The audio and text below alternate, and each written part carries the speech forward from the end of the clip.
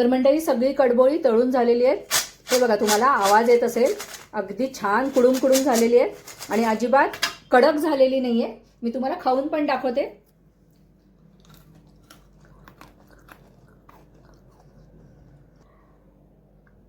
आणि हे बघा तुम्हाला दिसत असेल तर याच्यामध्ये नळी पण पडलेली आहे। आणि जर आपण जेव्हा मोठे जेव्हा असे जाड जरी कडबोळी वळली गेली तरी सुद्धा ती थोडीशी जरी कुरकुरीत कमी झाली तरी सुद्धा ती चवीला खूप छान लागतात, चिवट वातड लागत नाही आणि सगळ्या धान्यांची याच्यामध्ये चव असल्यामुळे अतिशय टेस्टी झालेली आहे।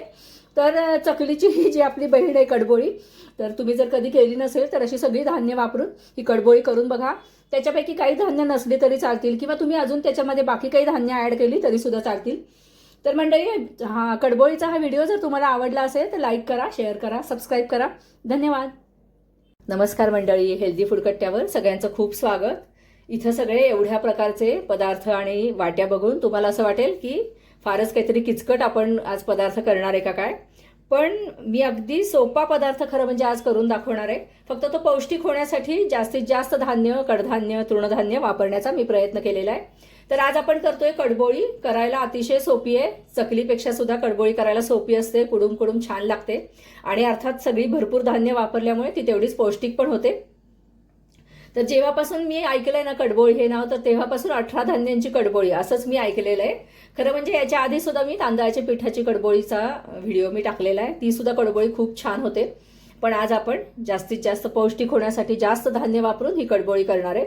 तर त्याच्यासाठी जे मी सगळं प्रमाण घेतलेलं आहे तर ते अंदाजाने घेतलेलं आहे, पण तुम्ही ही सगळी 18 प्रकारची जी धान्य आहेत, आता खरं 18 प्रकारची धान्य म्हणण्यापेक्षा काही याच्यामध्ये कडधान्य आहेत, काही डाळी आहेत आणि काही तृणधान्य आहेत। तर ही सगळी समप्रमाणात घेतली तरी सुद्धा चालतात, पण थोडंफार प्रमाण कमी जास्त झालं तरी सुद्धा काही फरक पडत नाही, चवीला खूप छान होते। तर शक्यतो अशी विदाऊट पॉलिशची जर डाळ तुम्हाला मिळाली तर घ्या। तर ही मी हरभऱ्याची डाळ घेतलेली आहे, त्याच्यानंतर हिरवे मूग घेतलेले आहेत आणि त्याचबरोबर मुगाची डाळ सुद्धा घेतलेली आहे। इथं तांदूळ आहेत, हे स्वच्छ धुवून कोरडे करून घेतलेले आहेत। चवळी घेतलेली आहे, त्याच्यानंतर काळे उडीद आहेत, हे अगदी अवश्य घाला, याच्याने छान खमंगपणा येतो। त्यानंतर हे पांढरे वाटाणे आहेत, याच्यापेक्षा ऐवजी तुम्ही हिरवे वाटाणे घेतले तरी सुद्धा चालेल। आणि हे कुळीथ घेतलेले, यालाच हुलगे असं सुद्धा म्हणतात, याचं पिठलं पण खूप छान होतं। त्यानंतर हे आहेत मसूर, अख्खे मसूर घेतलेले आहेत आणि तशीच मसुराची डाळ पण घेतलेली आहे। उडदाची डाळ घेतली आहे, मुगाची डाळ घेतली आहे, मटकी घेतलेली आहे। त्याच्यानंतर माझ्याकडे हिरवे हरभरे आहेत म्हणून हे हिरवे हरभरे घेतलेत। याच्याऐवजी जे काबुली चणे असतात ज्याचे आपण छोले करतो ते घेतले तरी चालतील। त्यानंतर हे जे नेहमीचे हरभरे आहेत तर ते पण मी घेतलेले आहेत। गहू घेतलेले आहेत, ज्वारी घेतलेली आहे, त्याच्यानंतर बाजरी घेतलेली आहे आणि नाचणी पण घेतली आहे। नाचणीचं प्रमाण जर थोडं जास्त झालं तर फक्त कडबोळीचा रंग काळपट येतो, पण घ्यायला हरकत नाही। तर ही अशी सगळी 18 प्रकारची धान्य, डाळी आणि कडधान्य मी घेतलेली आहेत। तर मी आधी जसं सांगितलं याचं प्रमाण थोडंफार कमी जास्त झालं तरी सुद्धा चालेल। तर आता मी आधी कडबोळीची भाजणी करून घेणार आहे आणि मग त्याची आपण कडबोळी करूया। त्यासाठी कढई मी आधीच तापत ठेवली आहे, जाड बुडाची कढई घ्यायची। त्याच्यानंतर ज्वारी घालतीये मी आधी, शक्यतो मंद गॅसवर किंवा मीडियमपेक्षा सुद्धा कमी फ्लेमवर आपल्याला हे सगळं धान्य भाजायचंय। त्याच्यानंतर भाजणी भाजताना एक लक्षात ठेवायचं की मोठी जी धान्य आहेत तर ती आधी भाजायची आणि एकसारख्या आकाराची जी धान्य आहेत तर ती एकत्र भाजली तरी सुद्धा चालतात। तर आता आधी मी ज्वारी भाजते। ज्वारी भाजायला याच्या सगळ्या धान्यांमध्ये थोडासा जास्त वेळ लागतो। तर आता व्हिडिओ फार मोठा करत नाही, मी साधारण एक 5 मिनिटं ज्वारी भाजून दाखवल्यावर मग मी त्याच्यामध्ये दुसरं धान्य मिसळणार आहे। एक 2 मिनिटं झाली आहे, ज्वारी मी भाजते, थोडासा किंचित ज्वारीचा रंग बदललाय। आता ह्याच्यामध्ये आपण बाजरी घालूया।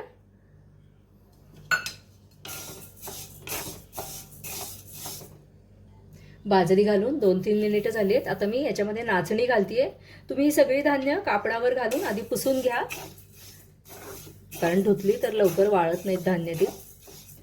आणि मी असं म्हणेन की कडधान्याचं प्रमाण थोडंसं कमी जास्त झालं तरी चालेल, पण ही जी भाकरी ज्याच्या आपण करतो ना, म्हणजे आता ही ज्वारी, बाजरी, नाचणी, तांदूळ, तर याचं प्रमाण जास्त घ्यायचं, म्हणजे मग तो पदार्थ खुसखुशीत होतो।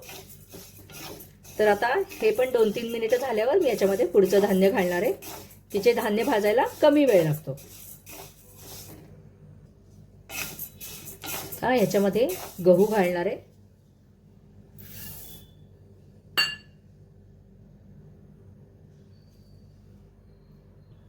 तुम्ही याच्याऐवजी याच्यामध्ये तांदूळ घाला. मी चुकून गहू घातला तांदूळ भाजायला, कारण जास्त वेळ लागत नाही. गहू वेगळा भाजला तर तो लवकर भाजला जातो आणि छान टपोरा होईपर्यंत भाजून घ्यायचा. पण ठीक आहे, आता मी चुकून घातला याच्यामध्ये गहू, याच्यामध्ये तांदूळसुद्धा घालते.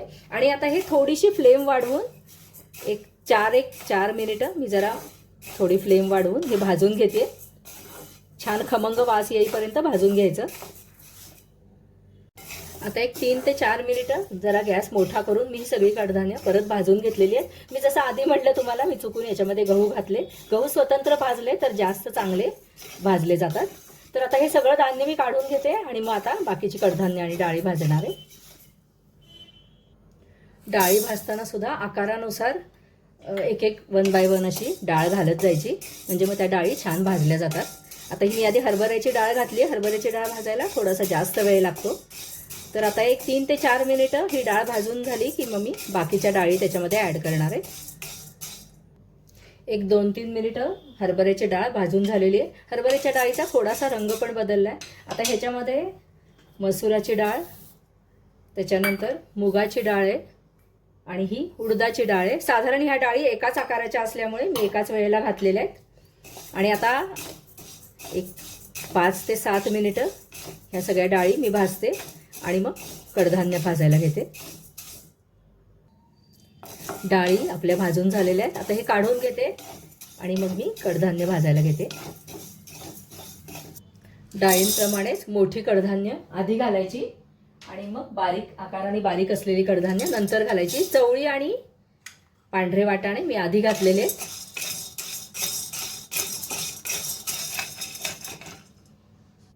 तर व्हिडिओ फार मोठा करत नाही, सगळी कडधान्य एकामागोमाग एक भाजून घेते आणि मग मी तुम्हाला कडबोळी कशी करायची ती दाखवते. कडबोळीची भाजणी दळून आणताना जाडसर दळून आणायची, म्हणजे मग कडबोळी छान कुरकुरीत होते.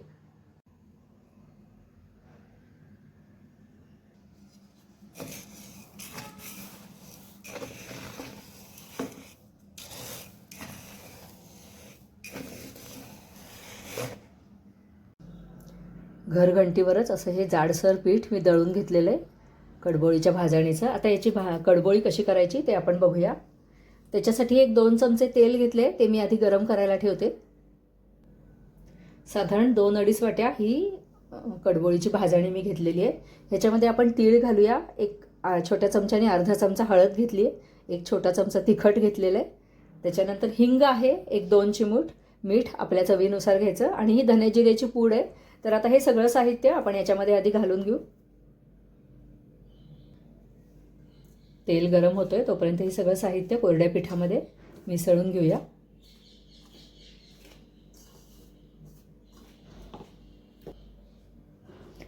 तेल अगदी छान गरम करायचं.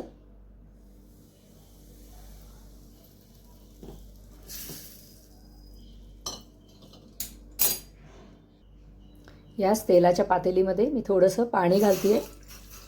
साधारण एक वाटीभर पाणी गरम करून घालायचं आहे आपल्याला. अगदी उकळतं नाही, पण गरम पाणी याच्यामध्ये घालायचं.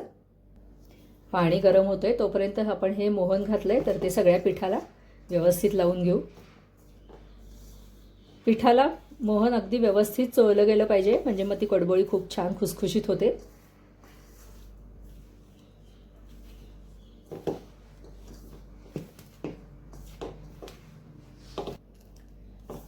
तेल व्यवस्थित चोळून झालेलं आहे. आता ह्याच्यामध्ये घालूया गरम पाणी.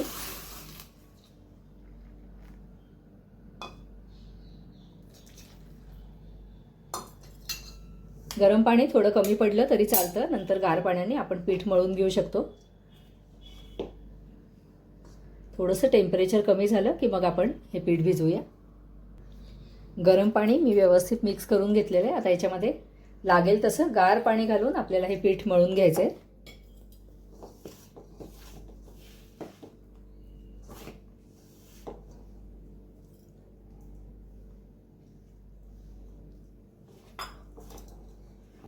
आता हे पीठ 15 ते 20 मिनिटं आपल्याला झाकून ठेवायचं आहे. आणि जर गरज लागली तर नंतर परत पाणी घालून मळून घेतलं तरी सुद्धा चालेल, पण आत्ता साधारण असा घट्टसर गोळा झालेला आहे. 15 मिनिटं झालेले आहेत. आपलं पीठ हे अगदी व्यवस्थित आहे. असं पाहिजे पीठ. फार सैल नको याच्यापेक्षा आणि फार घट्ट पण नको. आता ह्याची आपण कडबोळी आधी वळून घेऊया आणि मग तळून घेऊया. छोटे छोटे गोळे करूया आधी.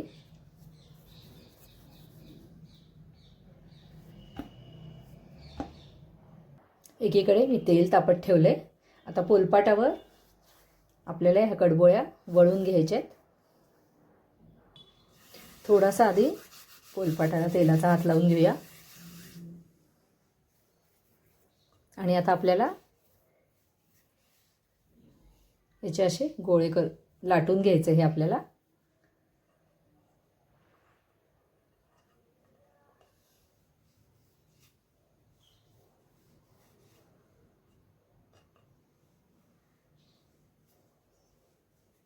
अशी एकसारखं हे वळायचं म्हणजे मग एकसारखं तळलं जातं. आता हा कडबोळीचा पारंपरिक आकार आहे. तुम्ही वेगवेगळ्या आकारात सुद्धा कडबोळी करू शकता. तर आता ह्या सगळ्यात कडबोळ्या मी अशा वळून घेते आणि मग आपण तळायला घेऊया.